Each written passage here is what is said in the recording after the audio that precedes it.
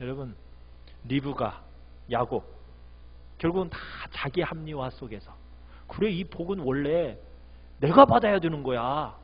아마 야곱은 그렇게 생각했을 거예요. 리브가도 뭐라고 할 거예요? 이 복은 에서가 아니라 야곱이 받아야 된다고 하나님 분명하게 말씀하셨잖아. 그러니 수단과 방법 조금 변형을 주더라도 괜찮지 않을까 하면서 지금 이를 버리는 거예요. 합리화하는 거죠. 여러분, 이 리브가와 야곱의 행위 타당한가요? 어떠세요? 여러분들에게 있어서는. 여러분, 이 행위는 어리석은 일이었습니다. 이들이 이삭을 속여서 대신 야곱이 축복받을 수 있게 한 거, 이거 잘못이었습니다. 여러분, 우리가 아브라함을 한번 생각해 보세요. 아브라함이, 하나님께서 아브라함에게 이삭을 번제로 바쳐라 이렇게 요구하셨죠. 자, 그때 아브라함이 어떻게 반응을 하죠? 아브라함이 하나님의 명령 그대로 순종을 해요. 자신의 논리나 자신의 이성으로는 받아들일 수 없는 내용이었어요. 그럼에도 불구하고 어떻게 합니까? 더 이상의 논리나 이성을 따지지 않고 하나님 앞에 그대로 순종을 했어요. 그랬더니 어떻게 됐죠? 하나님께서 특별한 방법으로 이삭을 구원해 주셨잖아요. 하나님의 손에 방법까지도 맡겼어야 되는 거예요. 리브가와 야곱은 모든 것을 하나님 앞에 그 방법까지 맡겼어야 된다고요. 여러분, 그런데 이 결과가 어떻게 나타난지 아십니까? 이 사건 이후에 정말 자기 말대로 저주가 리브가에게 임합니다. 어떻게 임했어요? 거짓말이 나중에 들통이 나잖아요. 형이 에서가 동생 야곱 죽이려고 하잖아요. 그러니까 결국 어떻게 해요? 보내잖아요. 어디로 보냅니까? 라반, 외삼촌 라반의 집으로 가요. 리브가의 오빠 라반의 집으로 이 야곱을 보낸다고요. 보냈을 때만 해도 어떤 마음이었을까요? 가서 한 몇 달, 몇 년 있다 돌아오겠지, 그런 마음으로 보냈지 않았겠습니까? 여러분, 그런데 얼마 후에 볼 줄 알았던 이 아들을 리브가는 다시는 보지 못하고 눈을 감게 됩니다. 야곱이 돌아왔을 때는 이미 리브가는 눈을 감고 죽고 없을 때였어요. 리브가가 아들을 위해 선택한 그 방법이 결국에는 아들을 잃는 방법이었더라는 거예요. 여러분, 하나님의 약속을 붙들고 하나님의 때와 하나님의 방법을 신뢰하면서 기다려야 됩니다. 목적이 선하다고 수단과 방법을 여러분 임의로 우리의 인간적인 방법으로 여러분 해서는 안 되는 거예요. 수단과 방법도 선해야 합니다. 하나님의 약속을 붙들고 하나님의 때와 하나님의 방법대로 순종의 길을 걸어가는 거예요.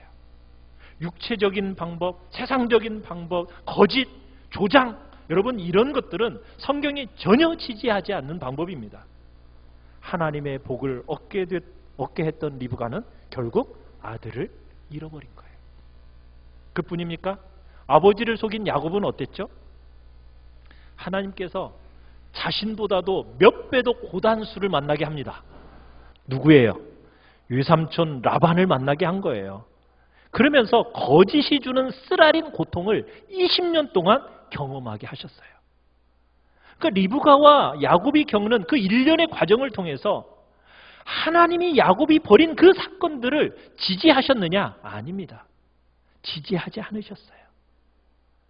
야곱은 말년에 바로 앞에 섰을 때 뭐라고 고백하는지 아세요? 험악한 세월을 살았습니다. 이렇게 고백하면서 삶의 많은 연단을 거쳤다라는 것을 고백하는 것을 보게 돼요. 자, 세 번째, 이삭의 믿음의 위대함입니다. 따라해 보겠습니다. 이삭의 믿음의 위대함. 여러분, 지금까지 보면 이삭과 리브가, 에서와 야곱, 온 가족이 좀 얼마나 영적으로 어두워졌는지를 우리가 알 수 있죠. 정말 바른 분별력 가지고 하나님의 뜻에 순종하고 믿음으로 동행하는 모습, 이 가정에서 좀 찾아보기가 어려운 것 같아요. 그런데 우리가 아까 히브리서에서 읽었던 내용은 뭐죠? 믿음으로 이삭은 장차 있을 일에 대하여 야곱과 에서에게 축복했다고 얘기하고 있어요.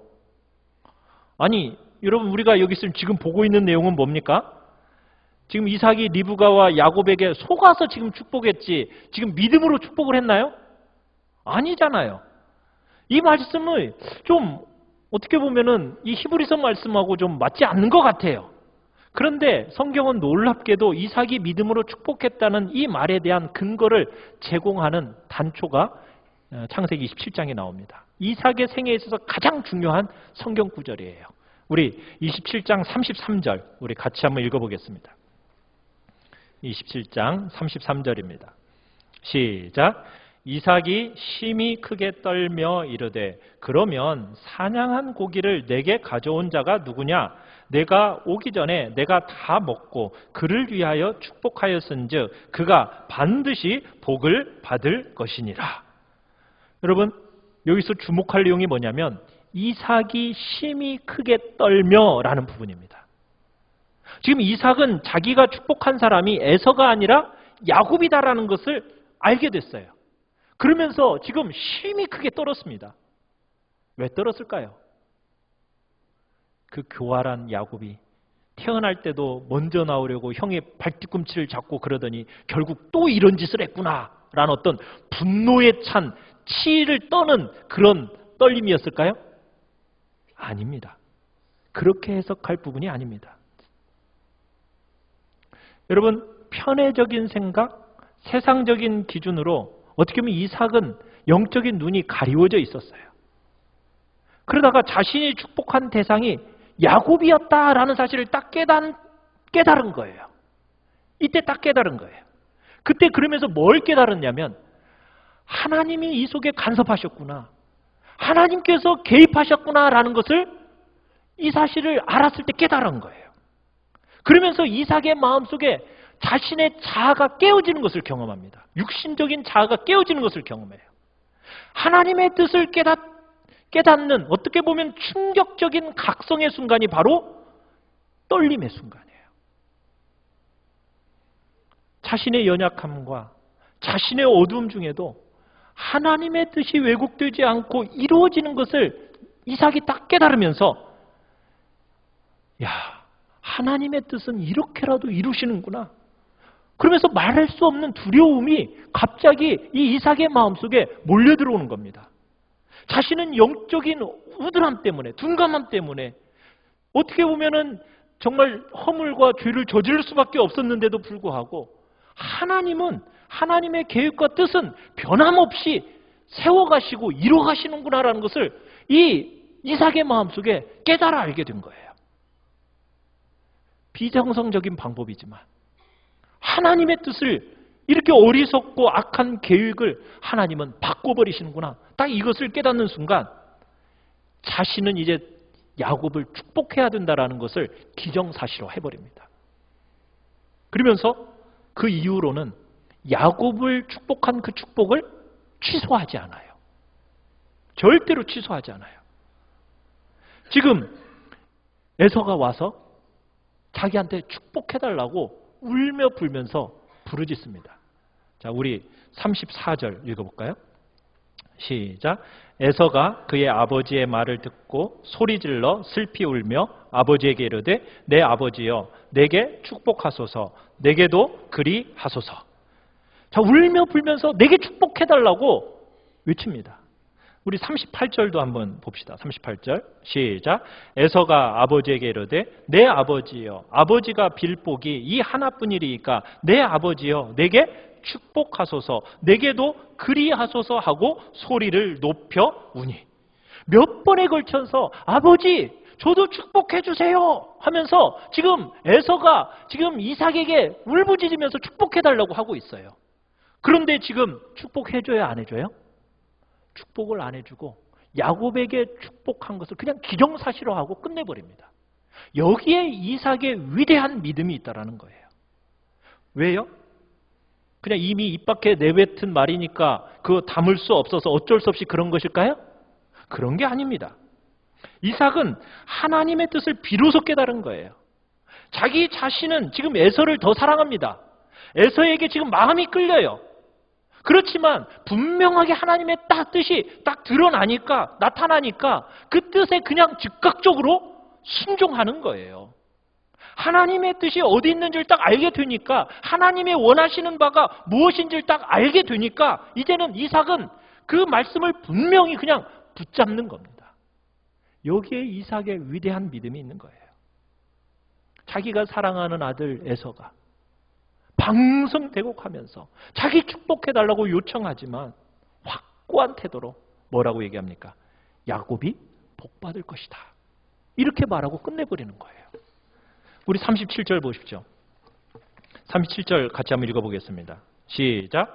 이삭이 에서에게 대답하여 이르되 내가 그를 너의 주로 세우고 그의 모든 형제를 내가 그에게 종으로 주었으며 곡식과 포도주를 그에게 주었으니 내 아들아 내가 네게 무엇을 할 수 있으랴. 딱 확고하게 야곱의 축복으로 그냥 마무리를 쳐버리는 겁니다. 에서를 통해서가 아니라 야곱을 통해서 하나님의 뜻이 이루어질 거다라는 사실을 딱 알게 되니까 그냥 하나님의 주권에 굴복하는 거예요. 그 하나님의 주권에 흔들리지 않는 이삭의 모습. 하나님의 그 섭리적인 손길을 딱 인식했을 때 그것에 대해서 불평불만하지 않고 하나님의 뜻에 자신의 자연적인 그 성향까지 딱 굴복시켜버리는 거예요. 여기에 이삭의 위대한 믿음이 있는 겁니다. 이삭이 야곱을 라반의 집으로 보내면서 축복합니다. 그 내용을 이제 변화된 이삭의 상태를 우리가 다시 한번 보게 돼요. 우리 28장 1절에서 4절을 우리 같이 교독해 보도록 하겠습니다. 경건한 두려움, 영적 각성을 경험한 뒤에 영적으로 밝아진 이삭이 진정한 믿음의 족장으로서 이제 아들 야곱을 축복하는 내용입니다. 자, 1절 교독하겠습니다. 제가 먼저 읽겠습니다. 이삭이 야곱을 불러 그에게 축복하고 또 당부하여 이르되 너는 가나안 사람의 딸들 중에서 아내를 맞이하지 말고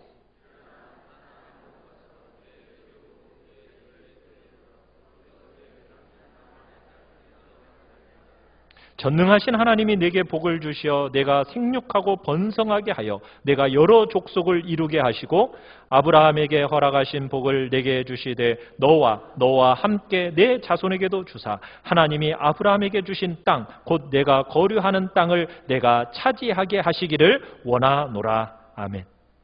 이번에는요 타의로 축복한 게 아니라 이삭 자신이 자의로 정상적으로 축복을 하는 겁니다. 그러니까 이삭은 그의 믿음의 조상인 아브라함으로부터 내려오는 그 축복을 그대로 야곱에게 축복해주고 있는 거예요. 비록 영적으로 어리석은 선택을 한 허물은 있었습니다. 이삭에게 있어서. 그런데 하나님의 간섭과 하나님의 도우심을 딱 경험하고 나서 하나님의 뜻이 무엇인지 딱 깨닫고 나서는 어떻게 하는 겁니까? 그 뜻에 철저하게 순종하는 겁니다. 야곱을 축복하며 딱 떠나보내는 거예요. 처음에는 하나님의 뜻을 잘 불변하지 못했어요. 그런데 일단 하나님의 딱 뜻이 밝혀지잖아요. 그러니까 어떤 태도예요? 확고한 태도로 그 뜻을 따르는 거예요. 여러분 진정한 믿음이 바로 여기에 있는 겁니다. 우리도요 잠시 잘못할 수는 있어요. 잘못할 수는 있지만 바른 하나님의 뜻이 딱 나타나면 어떻게 해야 돼요? 그 길을 따르는 겁니다.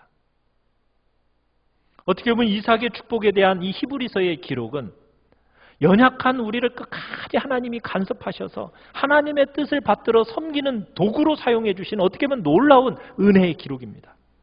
우리가 이 이삭의 축복을 통해서 기억해야 할 내용이 있습니다. 우리는 인생을 이삭처럼 바라봐서는 안 됩니다. 하나님의 약속이 야곱에게 있음에도 불구하고 그 뜻을 분별하지 못하고 육체적인 방법과 세상의 그 보편적인 관습에 동조하는 모습, 여러분 우리는 그런 모습을 따라가서는 안 됩니다. 혹시 우리에게도 그런 모습 혹시 있지 않습니까? 하나님의 뜻을 분별하고 받들어 섬기는 것, 여러분 이것이 우리에게 있어서 최고의 복이요 특권임을 믿으시길 바랍니다.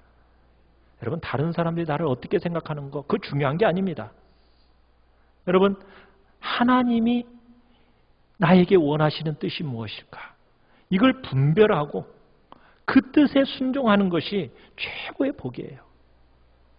여러분 그 길이 나와 가장 가까운 부모와 배우자도 자녀도 이해해주지 못하는 그 길일 수도 있어요. 그럼에도 하나님이 부르신 그 자리에 서서 그분의 뜻을, 그분의 방식으로 순종해 나아가는 겁니다. 이것이 우리의 삶의 핵심입니다. 사랑하는 성도 여러분, 우리 하나님의 뜻이 무엇인지 분별하기 위하여 영적으로 깨어 있으시길 바랍니다. 발견된 진 하나님의 뜻을 받들어 섬기고 순종과 믿음의 길로 나아가는 우리 귀한 성도님들 되시기를 간절히 축원합니다. 여러분, 이게 우리의 인생의 최고의 복이요 기쁨이요 특권임을 여러분 기억하시길 바랍니다. 하나님의 뜻을 바르게 분별하며 사는 삶, 그것이 우리 모든 성도의 삶이 되기를 간절히 바랍니다. 여러분, 하나님의 뜻이 딱 밝혀지면요, 우리의 고집 꺾읍시다. 하나님의 뜻이 딱 밝혀지면 내 유익 따르지 않겠다라고 결단합시다. 하나님의 뜻에 굴복하는 그 사람, 참 믿음의 소유자인 겁니다. 잠깐 실수할 수는 있습니다. 분별하지 못할 수도 있습니다. 그러나 하나님은 우리 속에 간섭하셔서 하나님의 뜻을 딱 보여주십니다. 여러분, 그때 우리는 어떤 모습으로 서야 되겠습니까? 내 고집, 내 편견, 내 유익 다 접어놓고 나의 자아 꺾고 하나님의 뜻에 기꺼이 순종하는 복된 자리에 있기를 간절히 축원합니다. 우리 같이 찬양하며